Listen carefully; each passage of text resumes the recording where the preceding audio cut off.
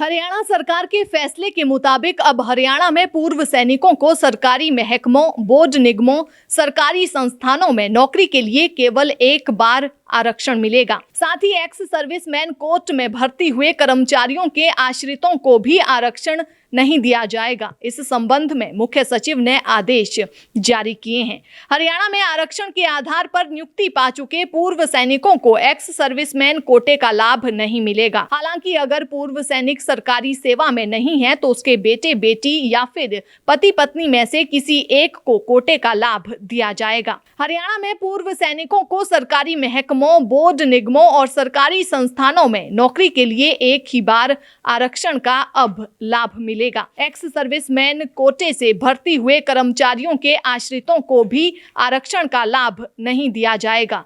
अगर कोई पूर्व सैनिक सेवा में नहीं है या आरक्षण के बगैर भर्ती हुआ है तो उसकी संतान, बेटा बेटी में से किसी एक को पहली नौकरी में एक्स सर्विस कोटे का लाभ प्राप्त होगा। और यदि किसी व्यक्ति ने सैनिक के रूप में नियुक्ति से पहले दूसरी नौकरी के लिए आवेदन कर रखा है तो उसे आरक्षण दिया जाएगा। हालांकि ये नियम केवल सीधी भर्तियों पर ही लागू होंगे। इसके अलावा नए नियम के तहत शहीदों के एक पारिवारिक सदस्य को नौकरी मिलने पर उसके बच्चों को सामान्य सेवा की नौकरी में आरक्षण नहीं दिया जाएगा। हरियाणा के मुख्य सचिव ने इस संबंध में सभी प्रशासनिक सचिवों, विभागाध्यक्षों, मंडलायुक्तों, बोर्ड निगमों के प्रबंध निदेशकों, मुख्य प्रशासकों, उपायुक्तों और यूनिवर्सिटी के रजिस्ट्रार को आदेश जारी कर दिए हैं। अगर कोई पूर्व सैनिक या उसकी पत्नी एक्स सर्विसमैन कोटे से सरकारी नौकरी में है तो उससे ऊंचे पद पर नियुक्ति के लिए वे आरक्षण के पात्र नहीं होंगे।